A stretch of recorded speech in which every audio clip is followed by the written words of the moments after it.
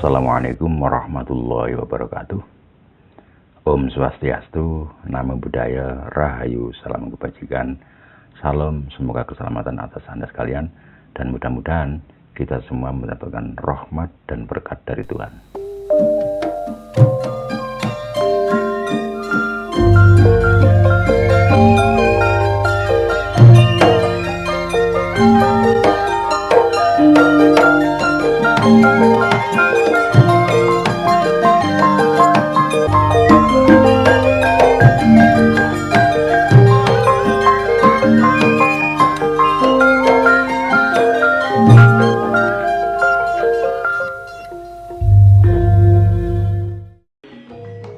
Selamat datang di kanal Budidaya Pancasila. Kali ini kita masuk ke episode khusus di mana tepatnya pada tanggal 28 Oktober 2023 yang lalu, tepat dengan hari bersejarah Sumpah Pemuda, kami menyelenggarakan sarasehan dan ngopi bersama. Pilihan sarasehan dan ngopi bersama sebenarnya dimaksudkan untuk memperoleh solusi yang sareh, yang tenang, yang bijak bagi persoalan semakin terkikisnya kesadaran ideologis bangsa ini. Dan ngopi juga bukan sekedar minum kopi, tetapi mencoba untuk mengopeni pikiran yang selama ini kita tidak memikirkan hal-hal yang bersifat substansial, apalagi yang esensial. Tema sarasehan kali ini memang sengaja dipilih secara agak provokatif, yaitu dengan Pancasila, bisakah bangsa ini dicerdaskan? Sesungguhnya ini merupakan judul atau tema yang dalam tanda kutip kami sedang golek perkara agar orang mulai melirik kembali janji di dalam Pancasila itu ada apanya. Karena selama ini Pancasila agak terabaikan. Bukan agak mungkin sudah masuk dalam kerangka terabaikan, sungguh-sungguh terabaikan. Bagaimana tidak, bahkan orang hafal dengan Pancasila saja kayaknya masih banyak yang tidak hafal. Survei terakhir di mana katanya anak-anak muda kita itu sekitar 80% lebih katanya Pancasila itu bisa diganti dengan yang lain. Nah, ini adalah kondisi yang sangat mengkhawatirkan. Pancasila itu sedang diabaikan oleh banyak orang. Orang tidak bisa mengetahui lebih lanjut, lebih dari sekedar bahwa Pancasila itu adalah sebuah teks yang dibacakan setiap kali upacara 17 Agustus atau upacara-upacara kenegaraan yang lain. Lebih dari itu, kebanyakan orang tidak tahu. Nah, langkah sarasehan ini merupakan langkah yang sangat kecil dalam konteks bagaimana supaya kita kembali kepada Pancasila, tapi kami berharap ini adalah dimulainya sebuah pergerakan yang diharapkan masif secara nasional. Kondisi di atas tadi, yaitu kondisi di mana Pancasila itu tidak populer dan diabaikan, seharusnya membuat kita gerah, karena itu akan mengancam eksistensi negara. Jangan lupa bahwa Pancasila itu merupakan dasar keberdirian NKRI. Kalau dasar ini sudah mulai tergerogoti, maka eksistensi negara juga dalam kondisi yang terancam.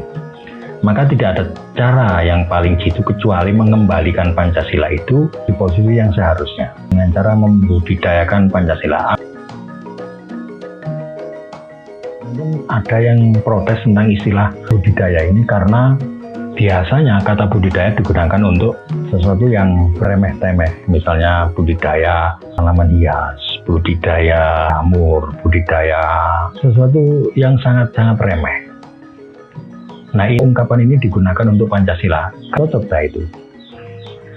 Begini, budidaya itu dari kata-kata budi dan daya. Budi itu representasi dari kebenaran, kebaikan, dan daya adalah kekuatan atau keberanian.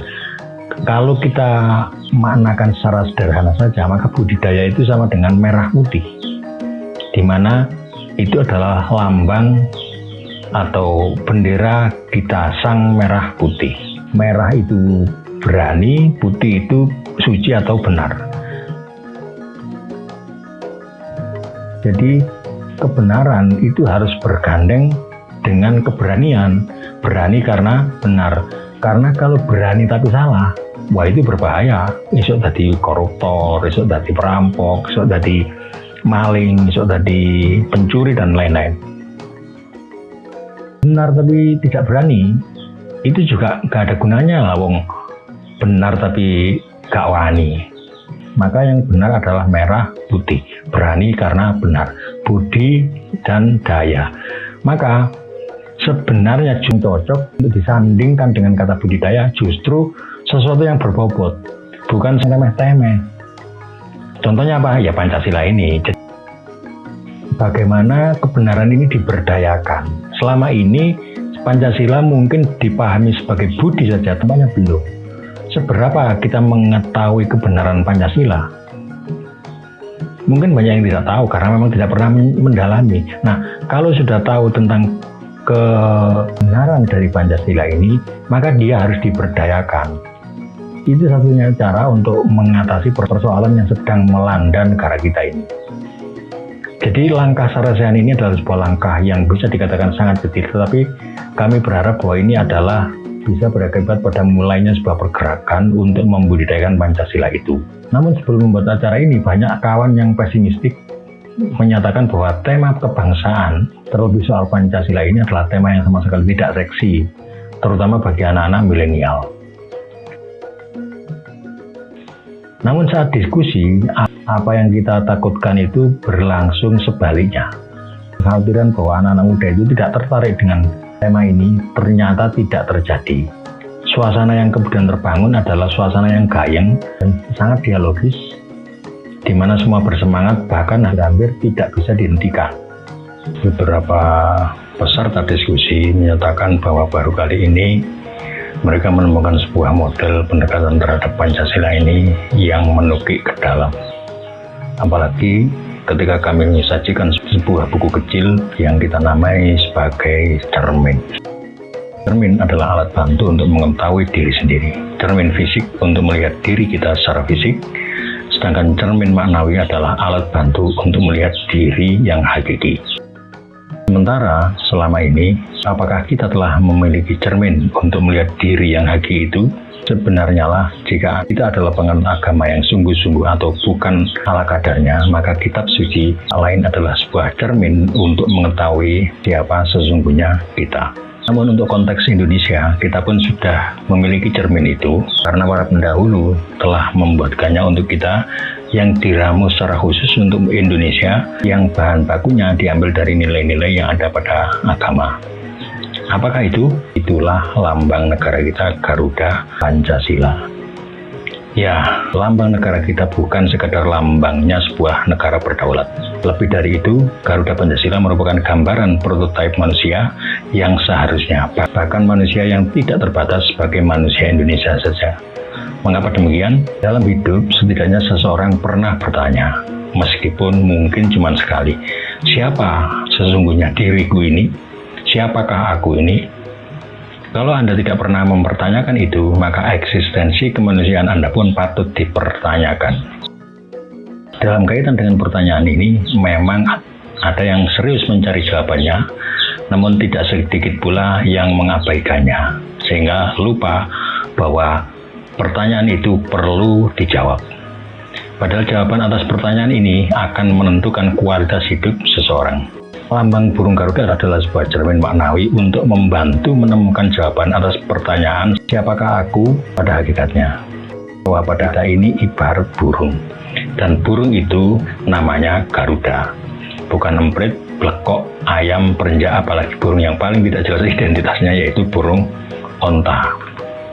Sadarilah bahwa kita adalah Garuda. Namun andai faktanya hari ini kita masih menyadari diri sebagai emprit, sebagai blekok, sebagai merak, sebagai beo yang bisanya cuma bicara, maka kini saatnya menyadari kembali jati diri kita yang sesungguhnya, yaitu sebagai Garuda.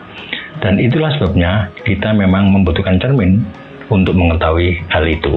Dan sebagai Garuda, maka kita niscaya harus hidup dengan cara terbang meninggalkan kerendahan menuju ketinggian. Itulah hidup secara rohania. Hidupnya rohani dicapai dengan cara meninggalkan tubuh menuju roh. Itu karena jiwa kita adalah jiwa yang besar, bukan jiwa kerdil, sehingga oleh karenanya akan berwarna keemasan. Itu semua hanya akan bisa dicapai jika Pancasila kita letakkan di dada.